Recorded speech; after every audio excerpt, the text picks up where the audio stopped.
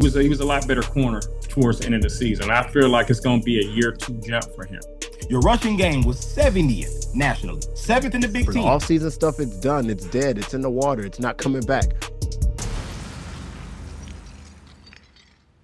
What's up, everybody? It's your boy T. Smith here, and I'm joined by my partners JR and Chef Tone. Simply put, we are the Football Heads, your favorite place for all things related to football, the real talk, the bold takes, and everything in between. I'm gonna start with my boy Chef Tone. Chef Tone, what's going on, big dog? How you feeling, man? Feeling great, man. First episode, ready to go. First episode of season 2, man. It's been, look, life just started life, and we apologize, y'all. We had to take an abrupt break. We got a few episodes in the last offseason. Michigan played Texas last September, and out of nowhere, boom, life. And I'm like, golly, we left everybody on the craziest cliffhanger. We ain't gonna do that to y'all this season. We got a whole lot. And for the faithful ones that stay with us, trust me, stick through to the end of the episode. I promise we got something just for y'all. I got JR with me too. JR, what's going on, big dog? What up, man? Ready to get to it, boy. 2 weeks away from the first game. Well, 1 week away now. Lions preseason, little Hall of Fame game. Other than that, man, I'm ready to get to it, dog. The older we get, the more I understand why the preseason matters. And why I understand why those August games from the MAC division matters. Because once the Super Bowl is over, don't get me wrong, we diehard Tigers fans. It's just a different fit. There's no opening day for football, but there needs to be. Like I saw somebody petitioning that the first Sunday of the football season needs to be Father's Day. I swear to God, that is probably the best idea. No cap. Man, that would be great. That would be great. So I'm like, yeah, we for sure got to get things back rocking. But I want to start things off with our icebreaker. We know I got JR last time, and now it's on Chef Tone with this icebreaker. Chef Tone, I'm gonna give you 30 seconds, man. So here's the icebreaker. Okay. LSU is one of 5 Division I FBS teams with the mascot Tiger. They are one of 5. You got 30 seconds to name the other 4. Go. The mascot Tiger, Auburn. We got 20 seconds. You said LSU, Auburn. This is a good one. I want to say Detroit Tigers, no, but crazy. 10 seconds. You got me with this one. That was a good one. I wasn't expecting crazy. That. I wasn't expecting that. Woo! I like that. JR, I got to give JR credit. JR had got 4 of the 5. He missed the last one. JR, let's see if you can help him out. LSU 1, Auburn 2. Memphis. Yeah. That was an easy one. Mizzou. And the last one is the easiest. They played in the championship. I know, and that's what throw me off every time I go through this junk, dog. I'm about to do it again. Should I help him out, chat? I'll help him out. Trevor Lawrence. Oh, my God. Clemson, bro. Clemson Tigers. I did it again. Dang. I did it again, bro. That's a good one. Yeah, I don't know why I didn't think about Clemson. I'm 1-0. Y'all, if I get to 5-0 without any of them getting a loss, we got a giveaway coming. If I go 5-0, y'all need to be cheering for your boy. If I go 5-0, they gonna owe y'all something. They gonna pay what they owe for not being up to date. That's crazy. Hey, shout out to you for naming Memphis first. Because a lot of people don't realize that Memphis is still a lower division. They not a Power 5, but still the Memphis Tigers. That's what's up. All right, man. Let's get into why we're doing this pod in the first place, why we felt the need to bring back a season 2, and ultimately why our backgrounds are the way they are. If you are listening and not watching on YouTube, it's all cool. We want you to get it however you can get it. In the car, at the gym, barbershop, mowing the lawn, whatever. JR has all things Michigan in his background with a little splash of the Detroit Lions. And Chef Tone is the exact opposite. He has all Detroit Lions with a splash of Michigan. He has 2 TVs going at the same time. Like, bro, let me borrow $5. You clearly got it. That's crazy. Let me go ahead and start with you, JR. Like, I know you are my blood brother. We grew up together. So I know why everything about the Maize and Blue hits for you. But the people don't. So just, take a couple minutes. Take like 2 minutes. Tell the people why the Michigan Wolverines. Bro, number one, it was the household name, right? Pops being a diehard Go Blue guy, right? But what made it stick was once we started getting into football, finally at an age where we can get into PAL, Pee Wee, right? Once we started getting into that whole realm, what shifted it was the 97 championship team. Like you're a little boy getting into football and watching Charles Woodson, right? Watching that team do what it did, it stuck with me, bro. And watching him play at the top level like he did, man, stop playing with me. That was the moment for me where it was like, yeah, I want to play football. So for me, because that's what it goes back to, we didn't have the Lions at that point. Barry was on his way. You know what I mean? Like he was here, but he was on his way out. Like the Lions wasn't enough for us to watch at that age to where we knew what football was, paying attention to it. So at that point, it was really just Michigan. That was the football team in the state that I knew I could sit down and watch, and I'm gonna see some wins. So yeah, bro, Michigan all day is what it hit for me, man. That's home. That's good. That is. I can't cap. He telling the truth about that. That's real talk. That 97 year, I remember because I had just went from kindergarten to the first grade, and you was going from first to the second, and I'm just like, yo, I've never seen these many people going crazy like in the street down at Belle Isle, like partying the whole week. I was like, okay, bitch. Like, I'm naive. I'm like, okay, they just beat Wazoo. They just beat Wazoo. They won the Rose Bowl. Okay, they've done that before. What is this? You're like, no, they're national champions. I was like, oh, in the winter, bro. Oh, they at Belle Isle in the winter. They riding around the city, and they not in Ann Arbor, in Detroit, riding around. Yeah, that's crazy. In the winter, in January. Nah, dog, that's what did it for me, man. Yeah, unheard of. Yeah, Chef Tone, I'm seeing all different color blue, the Honolulu blue, which I'm glad they did the blue the right way. The blue that we had to see, I couldn't, I don't know. It looked weird. Maybe it was the silver that was throwing it off, but like when you remember the John Kitna blue, you know what I'm saying? The Mike McMahon blue, that wasn't this blue. This blue is like sharp. Like it's almost like 4K blue. So I love saying that. So Chef Tone, why the Lions for you? Well, for me, the Lions, I was like 9 years old. So this is like, I ain't gonna say the year, but I'm 9 years old. I watched my first game on Thanksgiving. I never watched football, but this particular year, I was on my grandmother's house, all my uncles, my dad, everybody was watching football. So I'm like, I'm gonna just sit down. Like, you know how when you're a kid, you just can't sit still. So I'm like, you know what? I finally just like, I'm gonna sit here and just watch this. And Barry Sanders, this is like my first time even knowing who Barry Sanders was, anything. Watching Barry Sanders play and just watching like how like the Lions just brought all the guys together and some of the women just all together just for like 4.5 hours, just stuck and glued to this TV. Like they're not trying to do nothing else. They don't want to hear nothing. They ain't ready to eat. We'll eat after the game. Like that togetherness was like, wow. And then it's just like watching them, even though they didn't win, but at the same time, it was like, I just was like, I gotta wait for them to win. So it was like my passion for the Lions was a little different. It was like I'm just trying to see a winner. So I was like one of the like few true fans. Like, it's a lot of bandwagon fans now on the Lions bandwagon, but like I'm one of them diehard true fans. I only been a Lions fan. So it's just like I went through all the struggles, 0-16, watched every game. Like my passion was like they gotta win. They gonna win eventually. They're gonna win eventually. And then I grew all the way to a grown man, and now they winning, but it didn't in my childhood and my teenage years, but it was like that. It feels good to be a fan all this time, and now they're winning, everything is turned around, they're getting national recognition. All that feels good because I was there when they was pretty much nothing. Barry left the very next season. So after that season I watched, Barry left the very next season. He didn't come back. So I'm like, oh man, so I don't got Barry no more. But then you start just figuring out other players. So you kind of diving into a team a lot more. So that's where the passion just grew and grew over time. Got you. Yeah, that makes sense, especially given, that you didn't have the reason that your parents probably had, which was Barry, right? Like it's not hard to cheer for the GOAT. It's just Yeah. it's not. Period. Point blank. So Yeah. that makes sense. That makes sense for a specific generation.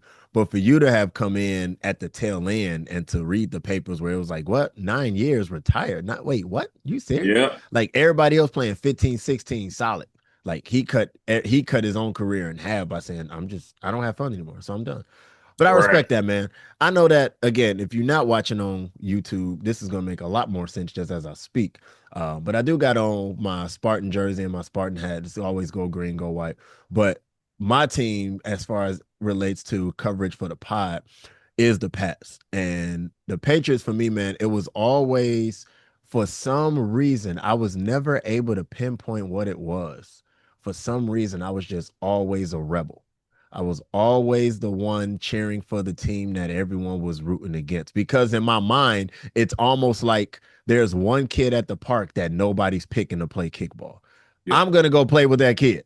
Everybody else having fun. I'm going to go play with the one that don't nobody really care about. So if I was to ever walk in a room and see everybody cheering for one specific team, I'm cheering for the other team. You know what I'm saying? Like as much as I love Kobe, and everybody know, like out of all my shoe collections, I got a whole bunch of Kobe's. But I remember the year where everybody was like, "Yo, Allen Iverson, Eric Snow, Dikembe Mutombo, like y'all aren't really about to do much of anything." Yeah. My brother was the biggest AI fan, so I'm with my bro. I'm like, well, I guess we rooting for Philly. Like, ain't nobody else rooting for Philly. They counting them out. Bet we rooting for Philly because my brother rooting for Philly. But for me, it was the Pats because I remember being 5 years old and Willie McGinnis. The reason why I played defense all my life was because he was the hardest hitting linebacker before there was a Ray Lewis, before there was, Patrick Willis, before there was Fred Warner, all of these other guys.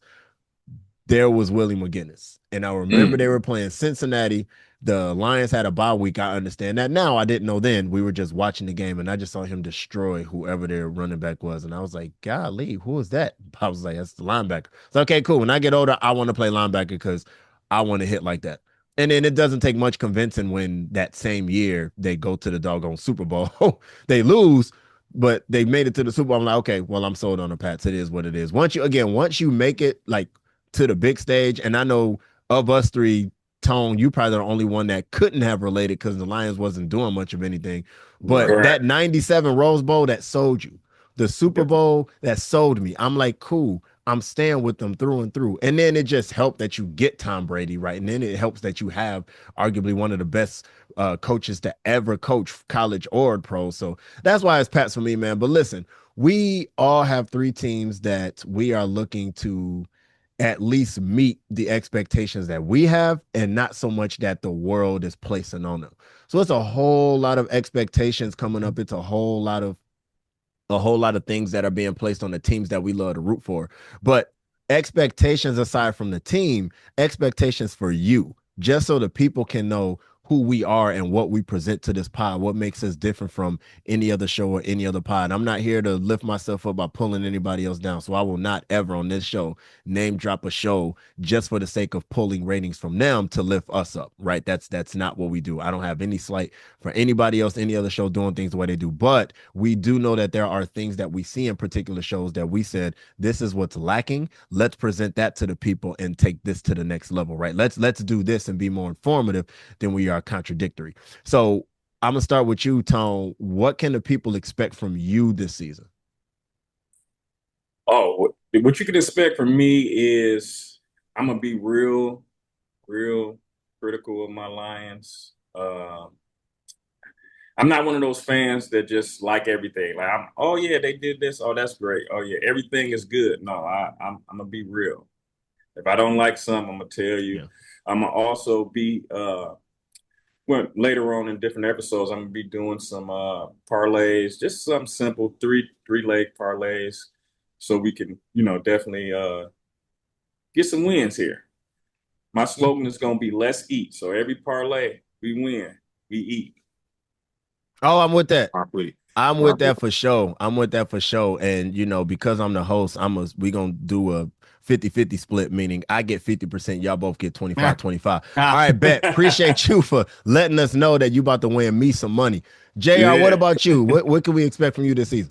Man, y'all know how I am, but for me, I'm a game in the game guy. So what you getting from me is you're getting things that you probably wouldn't even pay attention to on a game, right? You have people that watch the game from a surface level. You watching just to see, was it a touchdown score? Was it a turnover? Right. Who put up the most yards, right? For me, I'm a matchup guy all day, right? And so for me, it's the game within the game. Sometimes it's the best player on the field in some instances is not always the quarterback. It's not always the receiver. It's not always the running back. You might get a matchup where, pay attention to this guard against this interior D lineman. Pay attention to this tackle defensive end matchup, right? Pay attention to this linebacker, outside linebacker that may be matched up against this tight end, maybe this safety against this tight end, this corner against this receiver. There's always matchups that make the game worth watching, right? You don't have to watch the scoreboard.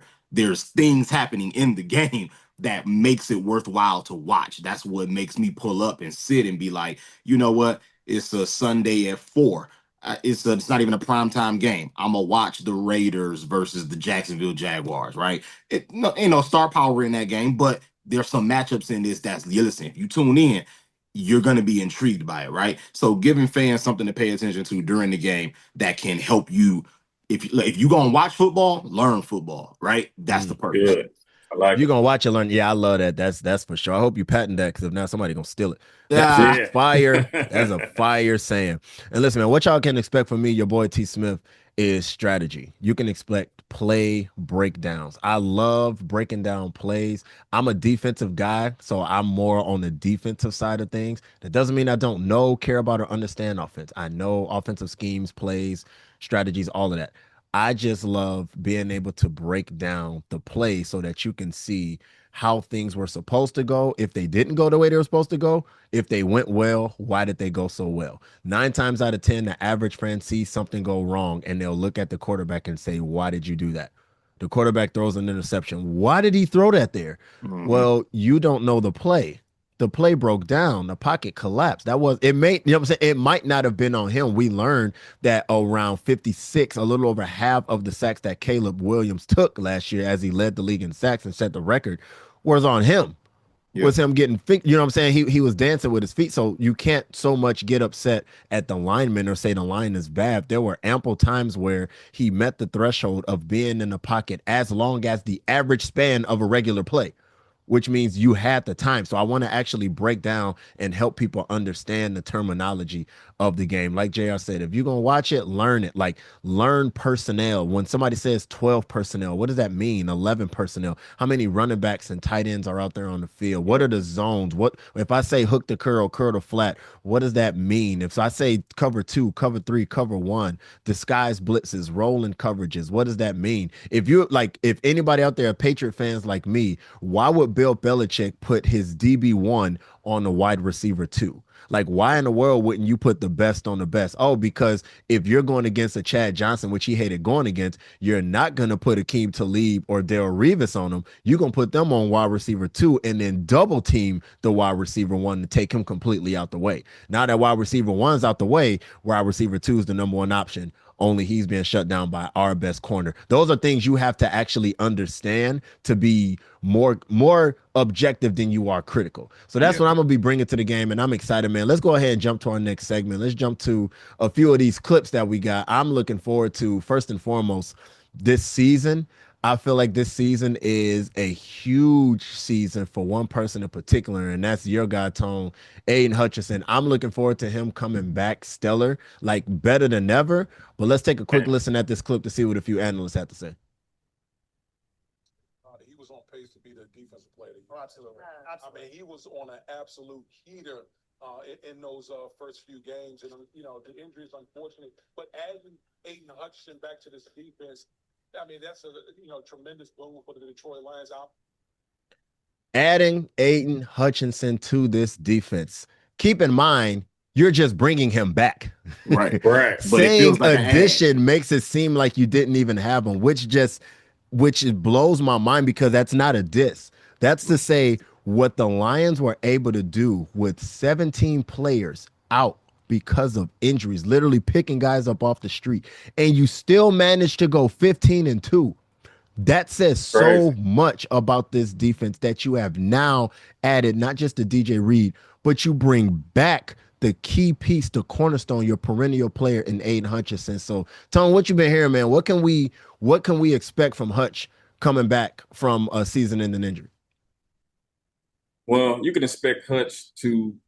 For me, I feel like he's going to at least be a double-digit sack season. I feel like he's going to come back stronger. But one thing about Aiden Hutchinson that separates him from, some other players, and is the fact that he has that determination. Like he's like when they say like a Dan Campbell guy, a Lions guy, culture fits.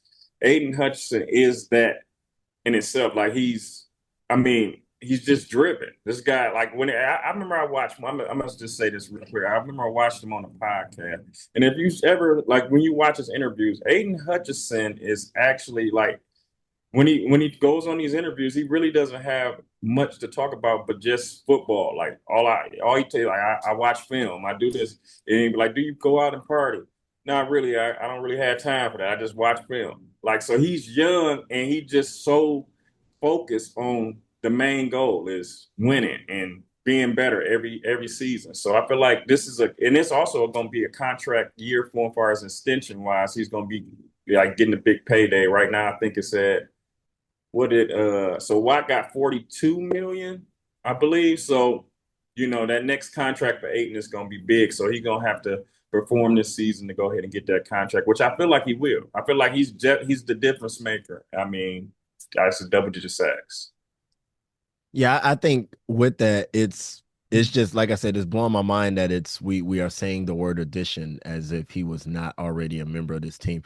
How much do you think his role plays, not just with sacks, but how much do either of you think, JR, you can jump in too, how much do y'all think just his presence is going to change anything? And I don't mean record-wise. I don't think you can do much better than 15-2, period, point blank. But in what ways do you feel he's going to positively impact this team to still send them in a better direction than the last season? It frees up options.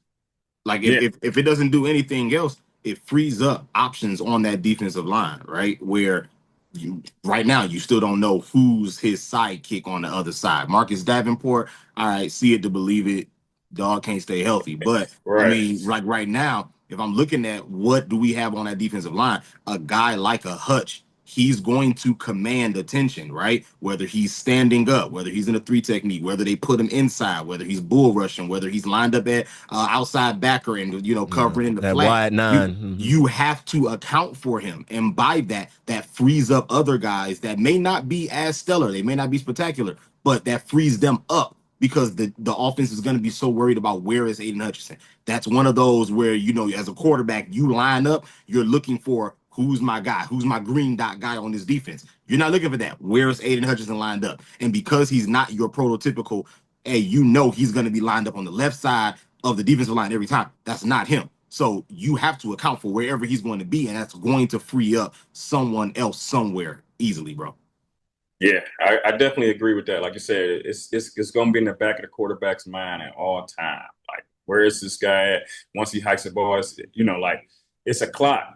The clock is a lot shorter with Aiden Hutchinson on the field than it would be with him not on the field. And also his leadership. He got great leadership qualities. I think he can make everybody else better. He can help a young rookie like Tyleik Williams become more of a better pro. That leadership quality is going to be key for him as well. I'm looking for, as it relates to Hutch, I'm looking for your guy, Terrion Arnold and DJ Reed to combine for at least 8 to 9 interceptions this year. Because the craziest stat I saw as it relates to Hutch was not sacks, was not QB pressures, was not any of that. It was Aiden Hutchinson was single-handedly responsible for 23% of all interceptions thrown by the opposing QB. That's that's essentially 1 out of every 4 interceptions thrown by a quarterback against the Lions came because he got to the quarterback and forced him to make an ill-advised throw. If that doesn't speak dominance to you, I don't know what does. 1 out of every 4 picks is because one person is either getting to the quarterback or giving you that Bobby Boucher. You're afraid that somebody bull rushing you, and so you make an ill-advised pass. Like, man, it's crazy to admit, but I don't see Jayden Daniels going that crazy if Hutch was playing that game. If 16 of the 17 players that were hurt were still hurt, but Hutch wasn't, that game just doesn't look like that. That's He does facts. not have his way and torch that secondary because he has to think twice because he no longer has 4 to 5 seconds to process. He now has about 2 to 2.6 seconds to process. So we're going to go ahead and jump over to the AFC East, my team, which is the New England Patriots. I heard quite a few things from a few different analysts, but this is one thing in particular that I think is going to help. So let's listen what this analyst had to say real quick. I think addressing the offensive line, that aspect's going to be better. New England's defense, I think, is going to be one of the best units in the National Football League. So when you add it all up, to me, New England is primed to make a big jump in 2025. Now, hear me. A big jump for me is winning twice as many games as you won last year. That's a jump. I don't really want to have the playoff discussion right now. Talk to me through 6 weeks. Are we 3-3, 2-4, 4-2? Okay. If we're 1-5, don't talk to me. If we're 5-1, let's do it. But if we're anything other than at least 3-3, I might entertain 2-4. Then I don't want to hear anything about playoff discussions. All I'm concerned about is doubling your win totals from last year. Back-to-back years with top 5 picks is a problem for me. That is not anything to gloat about. I'm happy we got Drake May. I'm happy we got Will Campbell, but that's not a gloating matter, not when you have the prestigious background that you have. So I love that he pointed out the defense because a lot of people don't realize a defense, a solid, stellar defense is a quarterback's best friend, not your number one receiver, but a defense that is going to allow the offense to get back out there on the field instead of the offense causing the defense to get back out there on the field. How many times, JR, did we talk about some of your guys at Michigan where the defense is going out there doing their thing, but people don't realize the average college football play is about 6 seconds. That's it. Yep. So 3 plays is 18 seconds. If you want to add the 30-second play clock, so that's about 100 to 120 seconds. That's 2 minutes. You're telling that defense that just went out there and shut an offense down that they got 2 minutes on the sideline before they right back on the doggone field. That is not okay for any sustainable team to think that they are going to flourish. You're not. Yep. So I look at this defense and say this New England defense has to be Drake May's best friend. I don't care about Stephon Diggs in this regard. I don't care about Pop Douglas or Travion Henderson or Austin Hooper, Hunter Henry. I don't care about the offense in regards to helping the quarterback. You want to help the quarterback, you want to help Drake May, then doggone it, defense, go out there and force a stop. Get out there, force a 3 and out so y'all got more time to rest and the offense has more time to work. So now their defense is the one that's going to be torched because they don't have much room to work with. So I wanted to hear if you guys had any thoughts on that. No, that's facts for me. When you look at the way your team is constructed, you have to get production from that offense now. You have to. And now, of course, you have a defensive-minded coach that's stepping in. That's not going away. You're going to be physical. So for me, yes, this has to be the year where you get more out of Drake May. Yeah. Tom, go ahead. I definitely agree with both of you guys' takes. And I feel like Drake May showed a lot last year with little – he didn't have much around him as far as weapons. This year, they're shoring up the offensive line. Steph Diggs is going to be a weapon that he can kind of depend on in third and long and, third down situations where you need to make a play. Steph Diggs is a good receiver for that as far as possession-wise. I feel like key thing y'all said is defense. I feel like y'all defense definitely played good last year, and I feel like the defense will be better this year. Like you said, the offense just needs to step up. So year 2, Drake May, I think they'll produce more offense, and I feel like that'll produce more wins for them. I feel that the Patriots and Michigan have one thing in common, and it's not that we keep drafting Michigan men, not just Tom Brady, Uche, Chase Winovich, doggone Jabril Peppers. Even though we didn't draft him, he's the cornerstone of that defense. But something we have in common is that we talk a lot about the offense needing to find a groove and the defense playing a key role in that. And so keeping that in mind, Michigan did the unthinkable, which to them was truly thinkable. It was in their cards the entire time, thanks to the NIL deal. But they were able to sweep the number one, the highest recruit ever rated in On3 recruiting, ESPN 300, all of that. 247 huddle. No recruit had ever received the highest possible rating than your quarterback, Bryce Underwood. But let's listen to what this analyst has to say about what they expect from the Michigan Wolverines this upcoming season. You're under quite a bit of pressure, but you're even under more so because of how things went last year. If expectations dropped and nobody was expecting a national title, you were still hoping for something better than 8-5. But the problem last year was you had putrid quarterback play, and you still managed to win 8 games. And putrid quarterback play to say the least, and won 8 games. That's saying it to be very nice. Very nice. I don't even want to ask a question. Just go with that. Putrid quarterback play and still won 8 games, including the reigning national champion Ohio State Buckeyes and Alabama for the 2nd year in a row. It's your defense, right? There's not many opportunities or not many defenses that you can look at throughout college football, NFL, in any football game. If your defense tells you, listen, first person to 20 wins this game, would you take that? Yes. Oh, no question. Yeah, no question. Absolutely. There's not a team that would walk into a game and your coach tells you as an offense, listen, your defense is asking you, I just need y'all. The first person to 20 is going to take this game, right?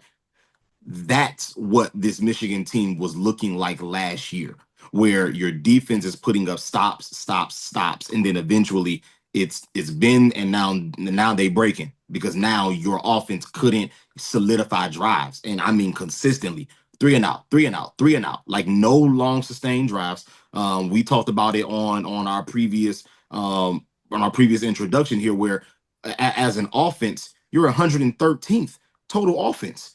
Like that cannot exist if you're going to be successful. So I'm looking at a Michigan team this year where my expectations is definitely for you to be right at that.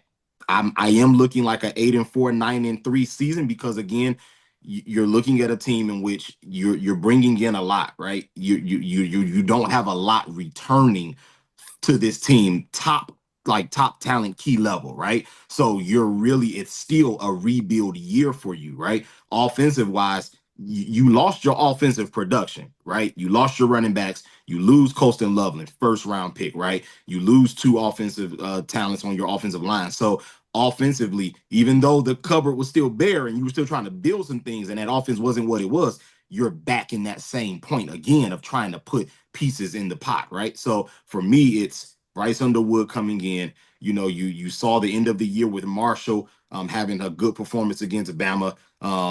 We got some good pieces coming in from the transfer portal. You got Justice Haynes coming in. That can also be another 1-2 punch in the backfield coming there. Wide receiver wise, you still don't know what that's going to look like, whether it's Samaj Morgan, whether it's a transfer coming in with Donovan McCulley coming in from Indiana. So that's another option. Big body receiver, 6'5", 230. You hope to have a big body guy like that on the outside that can get you what you need. But again, it's going to be the defense that's going to be, still in the show overall, right?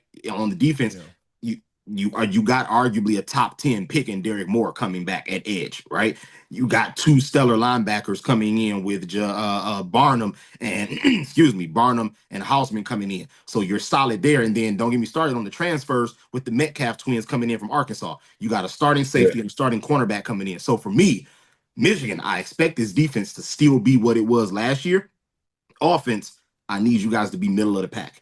That's what I need. I don't need too much pressure on Underwood's shoulders, but again, he's going to be able to do what our quarterbacks last year couldn't do, right? Which is, can you throw the ball down the field, and then can you think quick enough to know, if I got to pull this down, I can run, but the defense isn't expecting me to run, right? Yeah. Like that was the problem. Hint, you see insert one quarterback leaving, Darius Warren is gone, here comes your other guy coming in, and now we know it's a running play. Clearly, they know it's read option, he's keeping the ball. There was no surprise to what was happening last year. This year, that element of surprise does exist. So for me, Michigan, upside, I could see a 10-2, but realistically, I'm saying we're right at that 8-4, 9-3 cusp. I do.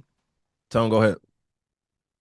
Oh, I definitely can see. I agree with you, JR. Definitely. I feel like I said, the defense has been a steady thing, and like you said, we lost a lot on defense, but we also gained quite a bit on defense. I feel like the offense just needs to It's going to be some growing pains because I think the offense is going to be kind of a little different than the normal Michigan offense. Of course, we're going to run the ball, but I think we're not going to be just predictable, run every play, first, second down, automatically a run play, and then try to throw on third down if it's third and long.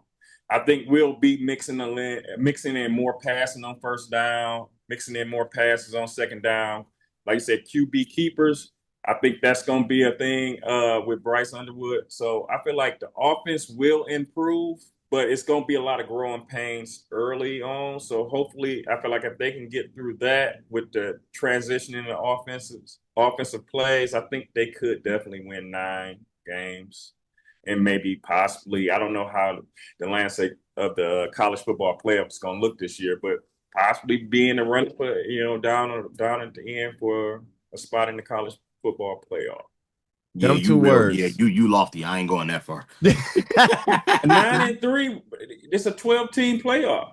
9-3 could be in. They had teams that last year they lost 2 games and made it. Ohio State lost their last game and made it. So, they didn't even play for the Big Ten championship and still made it. So it's like, it's a little bit of politics in this too. You know how Ohio absolutely. State was going to make it because they are Ohio State and we're Michigan. So if we perform it, don't let us beat Ohio State, which I'm not predicting, by the way. I mean, I'm always want us to win, but I'm not predicting that. But don't let us beat Ohio State or beat a good team like that down the stretch. That may boost us there. I don't know. 10-2 is a stretch because, I mean, like I said, he's a true freshman quarterback. So that's kind of tough to say. But I can see 9-3. I can see 9-3 for sure. No, hear me. The 2 words, growing pains. Yeah. JR got pissed off at me for my take, but that is why I am standing firm on my hot take that my guy Aiden Childs has a better season than Bryce Underwood because of the growing pains of a true freshman. I do my research. The last true freshman that came in without any hiccups was a Chad Henne.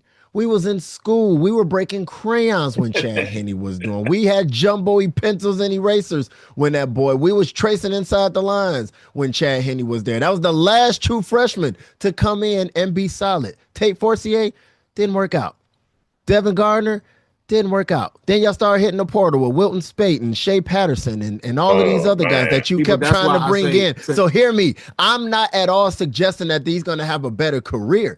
I'm saying this season, where one quarterback's advantage is he already has an idea of how to go up against these stellar Big Ten defenses. And a guy that's coming in having to learn it when he doesn't even know who his true wide receiver 1 is. My guy Nick Marsh was a 4.5-star recruit who chose MSU over a plethora of other teams, a myriad of other teams. So I'm glad he stayed home, peeked his head in the portal just to see what was out there and ultimately stayed. You having your wide receiver 1 and your RB1 worked out, that checks off a lot of boxes for me. So even from an objective stance, I would look at the both of them and say the situations you're walking into, there's no doubt in my mind Aiden Childs has a better season. I mean, that's I don't know about that because see, I get where you come from. He has a year experience in that offense with that receiver, with the running back. But what I look at too is just overall, will Michigan State's defense give Childs that many opportunities? Will they be down 21 and then he has to try to come back? One thing about Michigan is no matter who they play, they keep the games close. So that in itself, Texas. Sorry, my bad. I sneezed.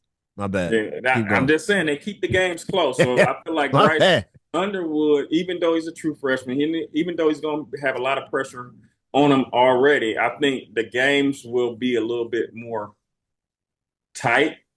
I don't know, Michigan State. I got to see the defense. Like I said, I got to see what their defense look like this year. I'm quoting you, Chef Tone. You said the growing pains, and I agree fully. Them growing pains is going to be a lingering thing for the first couple of weeks. That's I feel that by the time he gets settled, he's going to be behind the curve. He's going to be projecting upward. I'll be optimistic. I'm not at all suggesting he's going to finish the year with 1,800 passing yards, 17 tuds, and 9 interceptions. I'm not at all suggesting that.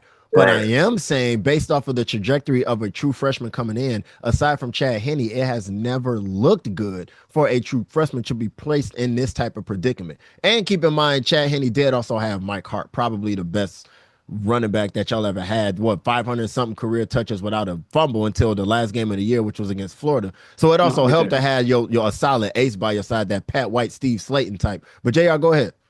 No, I was gonna say the same thing. If you're talking about just this season, I do see the window of opportunity in which an Aiden Childs could have that. My thing is, I also need to see Aiden Childs recognize and realize he's playing in a Big Ten against Big Ten defenses. And I do hope that this is the year that he recognizes that, and that mind and that clock works in his mind, because there were too many times where you just saw, boy, Aiden, you panicking, dog. You panicking. So yes, I do agree.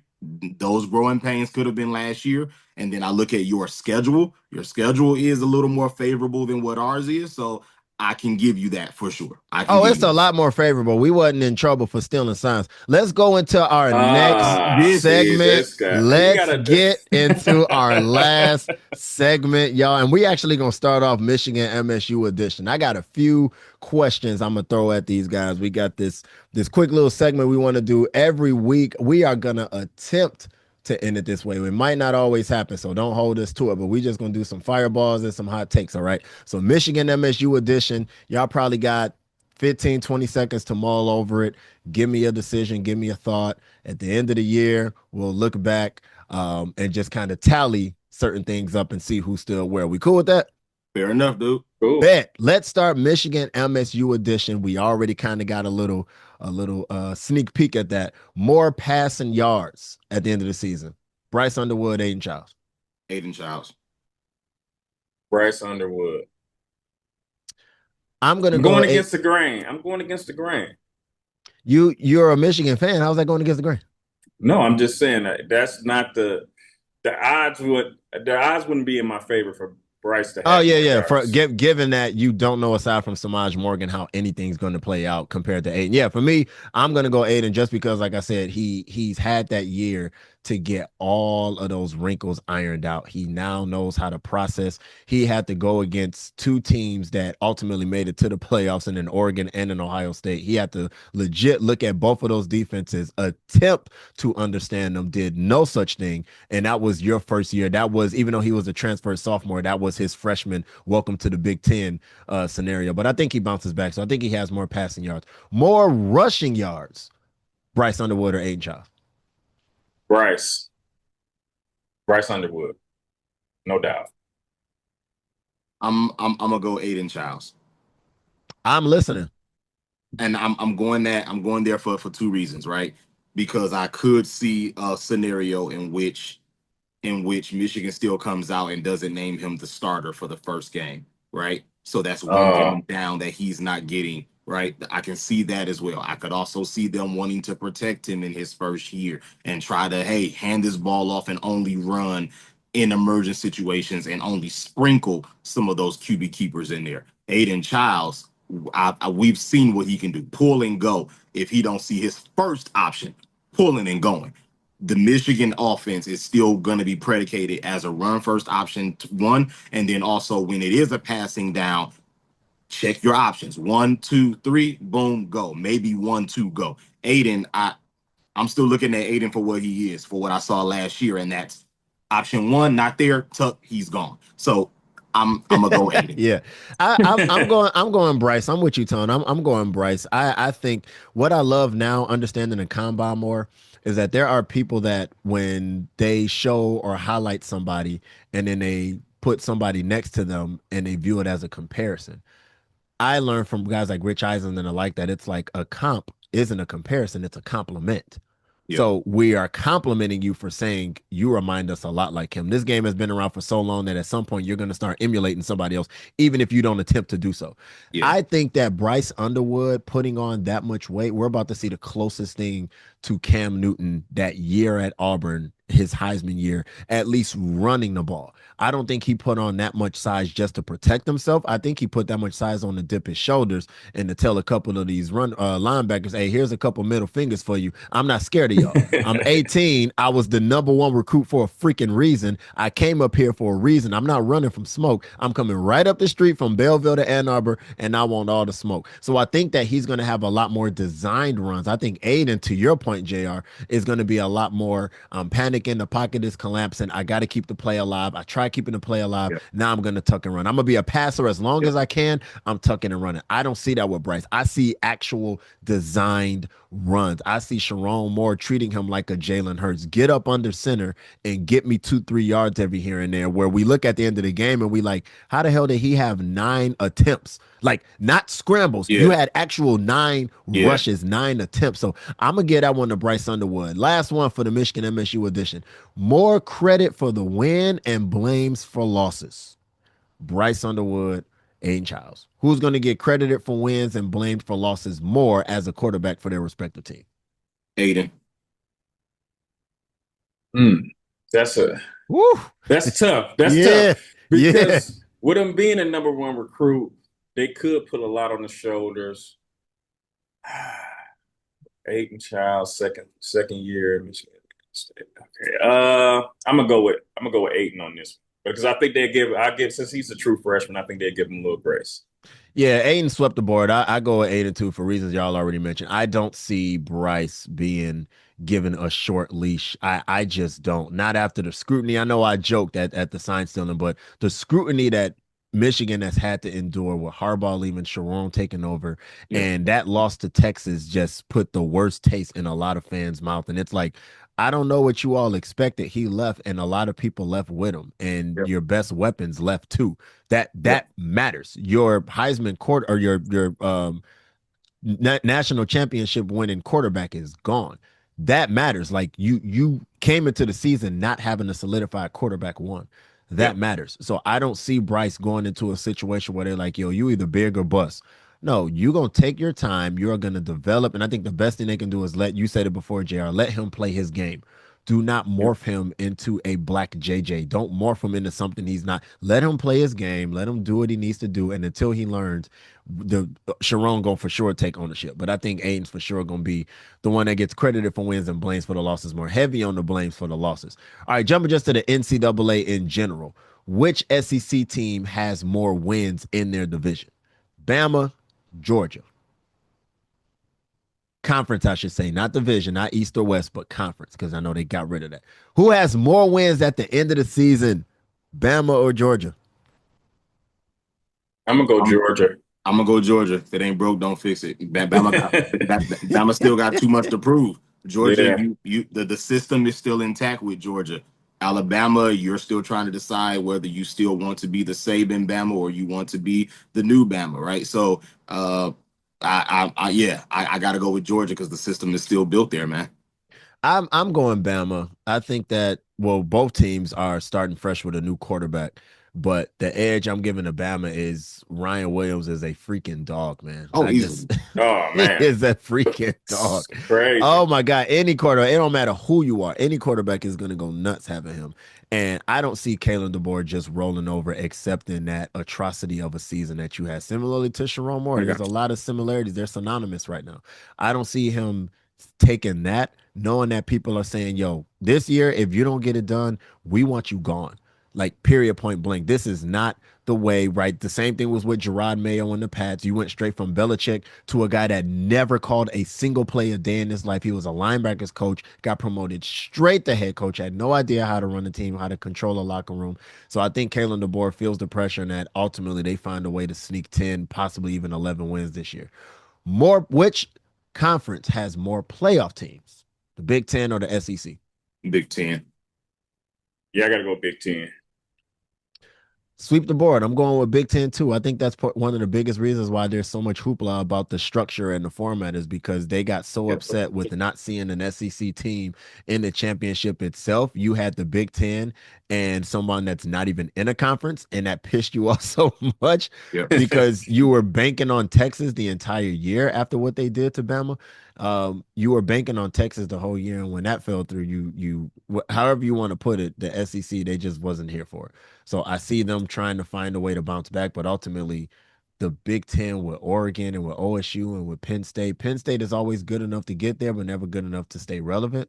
So I think no matter what, you have at bare minimum 4 teams. Yeah, but you also got to look at who's bringing people back, right? And so when I look at that, you still have some teams in the Big Ten that aren't starting over, right? That could very well be right back at a 10-2 season for all of them, right? So I could very well see that happening in the Big Ten, the SEC. I still think you're going to see some teams that fall right at that 8-4, 9-3 range that you wouldn't have expected it, because again, it's the SEC. But if we accent, I'm gonna just throw my little tidbit in there. Watch out for South Carolina, man. Watch out for South Carolina. That boy, that's a bad boy. Watch out for South Carolina, dog. Yeah. I'm with you on that. I'm for sure with you on that. I wouldn't be surprised if he finished like top 5 in his division and when it's all said and done this season as far as productivity. All right, last NCAA. Let's do an over-under. Let's go upsets against top 5 teams in the country at any time during the season. How many upsets, how many top 5 teams in the country will be upset at any point in time throughout the season? Over, under 4.5? Over. Oh, that's tough. Like last year was a lot of upsets. This year, I'm gonna go under. Ooh. Yeah, you clean. I'm going over, dog. I'm going over because a lot of as we know, them early rankings, it's based off of where they put you in the preseason. And then once middle of the season get there, that's when all of the politicking starts. And so again, the college football playoff rankings are going to be different than the AP rankings and going to be different. So there's going to be some discrepancies in which there's going to be a team at 4 that should be at 7. There's going to be a team that's rated second because they ain't played nobody yet, right? So for me, nah, bro, that's what I'm looking at. Yeah, I'm going over too because y'all know my motto: barely over is still over, barely under is still under. So it's either going to be 4 or 5, and I'm going with 5. I think that there's going to be a situation where, like, you look at Jackson Dart and Ole Miss. Go back and check season 1, episode 2. I was big on Ole Miss. Yep. And I was big on them because of how stellar Jackson Dart had been playing, period, point blank. And we're not going to act like Ole Miss hasn't been producing A.J. Brown, DK Metcalf. Like, they've been producing some top-end talent. So I'm like, I see this as a team that maybe Lane Kiffin finally gets his last laugh. Maybe he has his ha-ha moment and says, you know what? I'm here. I'm relevant. Let's freaking do this. Until he didn't. And because of teams like that, to your point, there are going to be at least 2 teams in the top 5 that just shouldn't have been there. They didn't necessarily stand out, but because enough teams start to slide down, they have no choice but to move up. And because team 5 got upset, now with team 7 or 8 that's undefeated, that's the only reason they slide up to 5 who had no business being there. I see that being a reason why more than 4.5 teams are going to be upset. And not even that, bro. It's also a roster turnover. Like in this age of NIL, bro, teams are turning over their rosters year after year like crazy. So the playing field is completely different. So I absolutely see teams that sneak up. It might not even be a good team, but on that day, they had your number. So that's what I'm looking at, man. Yeah, look at a Penn State going from Drew Allard to Drew Allard because he's still there. Looking at a Clemson going from Cade Klubnik to Cade Klubnik because he's still there. But look at a Miami going from freaking Cam Ward to Carson Beck. Right. You know what I'm saying? Like, this turnover, like you mentioned, is ridiculous. Bro. It's so unpredictable. I have no idea how this season is going to go. All right, let's jump to the NFL. Let me hit y'all with a more likely. What is more likely to happen this season? Jalen Hurts, 10+ rushing TDs, or DK Metcalf, 10+ receiving TDs? Jalen Hurts, easy. Golly, you said easy. That's easy. Because no justice for Rodgers. No, because 6 of those he's stealing from Saquon on the goal line. So yes, I would take that. I would take that number. Whatever it is right now, I don't care. Plus 500, plus 800, plus 1,000. If y'all watching this pod right now, take the over right now. If you get an option for futures, 10+ touchdowns for Jalen Hurts, you take it. And right now, I ain't saying you take a second mortgage out on the house, but you do what you got to do and you hammer that. Yeah. Yeah. Yeah, I got just a quick tangent. I am one of the ones that if I had a vote, I would have voted to ban the tush push. I don't like it. Agreed. And it's not that I Me don't too. like it because they're getting away with it and because they're so good at it. Again, I'm a defensive guy. Like defense wise, it's not fair how defenses get penalized for things that are caused by the offense. So the number of players caught by targeting on offense is less than 1%. Saquon got called, Nick Chubb got called, and maybe not even a handful of others got caught for leading with the crown of their helmet. So every time Derrick Henry plows through the A gap and leads with the crown of his helmet and somebody tackles him, you say he hit him in the head and neck area, forgetting that it's your fault because you lowered your freaking helmet. And now the defensive player is getting fined. The defensive player is getting suspended, getting ejected, getting talked about being called a dirty player, all of that. And I'm just sick of it. And furthermore, you look at like field goals, you can't even line up over the center to block a field goal for safety reasons. So if defensive players can't line up over the center and you can't get behind a nose tackle and push them into the center for leverage, why are you able to do that offensively? That is not. I don't like that. Y'all can talk real quick. Here you go. For 40 minutes into the show, Mr. Defense. Here you go. I knew it. I can't. He couldn't help wait, dog. it. He couldn't wait. I can't. As soon as I saw the Jalen Hurts prop, I was like, "You're right. 6 of them gonna be at the goal line," and it pisses me off because there's no love. Like, bro, from last season, dog. Just drop the lineman, put flags on, and play 7-on-7. Like I'm sick of it at this point. Sick of it. But I'm with y'all. Jalen Hurts, and it's not because of the tush push. It's because I just don't trust the connection between Aaron Rodgers and DK Metcalf. I don't. I don't.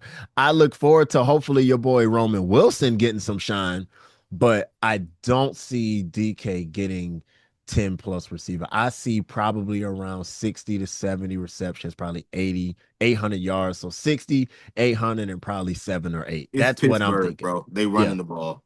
Yeah. So that's where I am with that. All right, this or that, which is more likely to happen.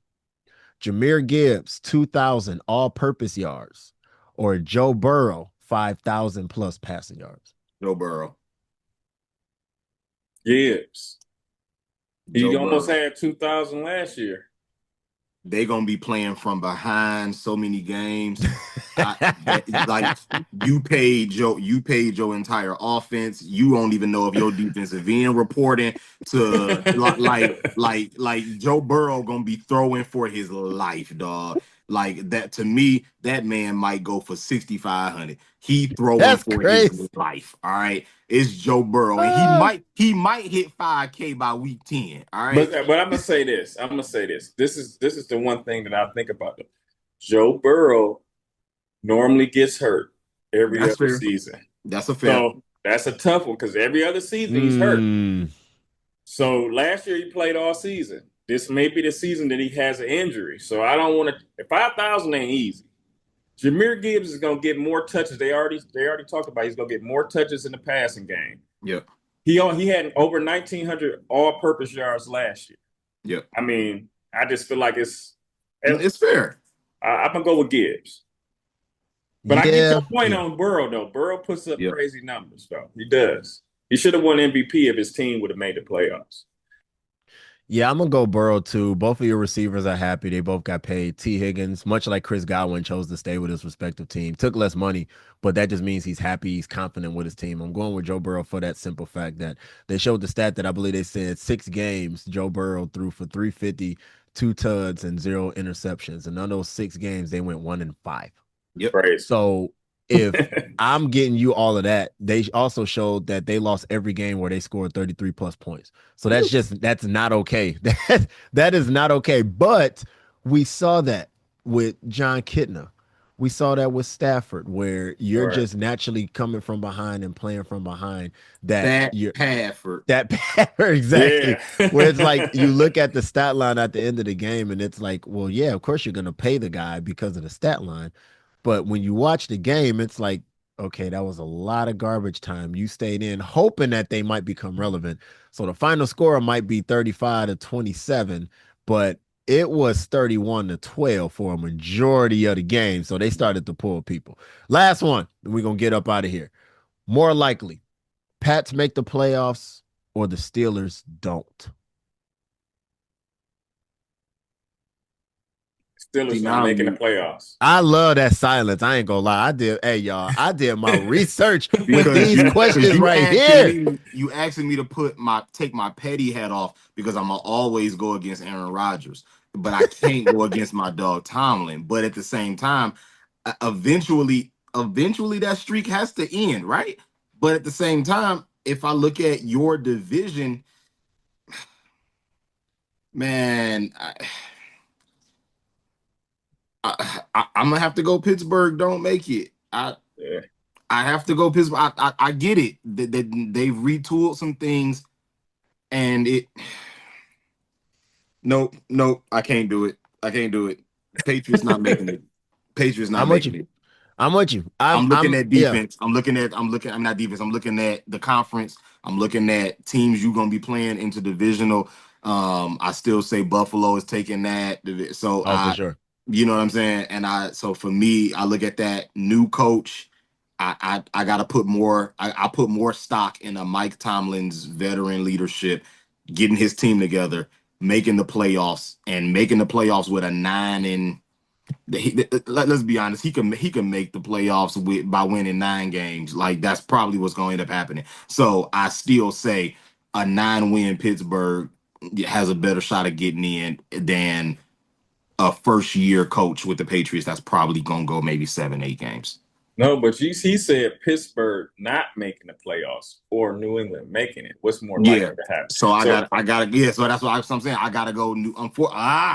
See, do the Pats make it or do Pittsburgh not make it? All right, no, it's Pittsburgh to make it. The better shot is for Pittsburgh to make it than. No, man. See, he can't say it. He is shambles. He don't want to say it. Because I can't, bro. It's Aaron Rodgers. Yo, skip me on this one, dog. Come back next week, dog. I'm the go to this, man. Tom, which one did you pick? I picked Pittsburgh not making the playoffs. Pittsburgh not making it. Yeah, I am more confident in Pittsburgh not making it than I am the Pats making it. New head coach, second-year quarterback. We have to wait to see if that year 2 jump is coming. We don't know. I know that Steph Diggs got cleared to play, but I don't want to roll the dice just yet. I feel more confident that Pittsburgh does not make it. Even if they go 9-8. We've seen teams go 9-8 and not make it. One of the best things they did was switch it to an odd number of games for that reason. No more 8-8s. You either were above 500 or under 500, unless you're a team that goes 8-1, which is significantly unlikely. But you either have a winning season or a losing season, period, point blank. And 9-8 might not be enough. I'm just not confident. I'm more confident in Will Howard if he had gotten a start than I am with Aaron Rodgers. I have no confidence right now. You tear your Achilles at age 40, I don't see it. You can have all the advanced technology and advanced physicians in the world. I'm just not seeing it. No, and the crazy thing is he didn't play horribly last year though. The team, he just didn't. I mean, yes, he threw his guys under the bus a lot. But if I look at his yards, his statistics, and what he did last year, it was a average subpar. I mean, not average subpar, but it was a good year for a quarterback to have. You begged them to go out and get your receiver Davante Adams, and you played worse. I have zero faith in him. The thing is, he did have good stats, but we watching the games in key moments down the stretch. He was out of it. He couldn't do it. He just couldn't do it. I don't know if that's going to change. I don't know if the hunger's there no more. Like, I mean, right now going into the new season, your hunger's there. But, you start off 0-2, what do you get from Aaron Rodgers at that point? Does he still have that fire? I don't know. I mean, I can see that. All right, y'all. That concludes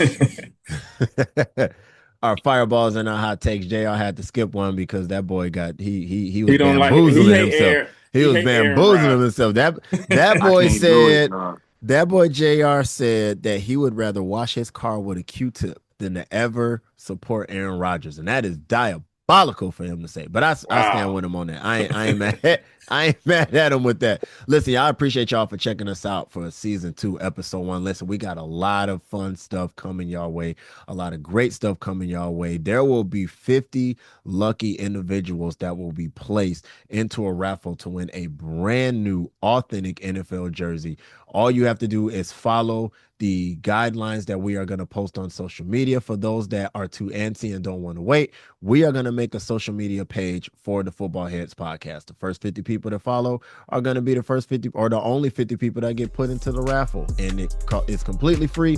Once you put into the raffle, you're going to win. Then we're going to have a second one where we're going to have you like the post. You're going to have to share it. Then you're going to have to comment and tag 2 people. Help us get the word out. Help us spread the word. If y'all got any topics y'all want us to discuss, we are going to be doing this weekly. Hopefully at least once a week. We will shoot for twice a week because of how fast news starts to spread. We want to be on top of things, but bare minimum, we want to get with you guys at least once a week. So if you got any topics, any ideas, please let us know. Please rate, review, subscribe. Let us know what you guys think so that we can do our absolute best to support you guys, all things related to football. This has been the Football Heads podcast. I'm your host, T. Smith. It's been with JR and Chef Tone. Appreciate y'all. We out of here.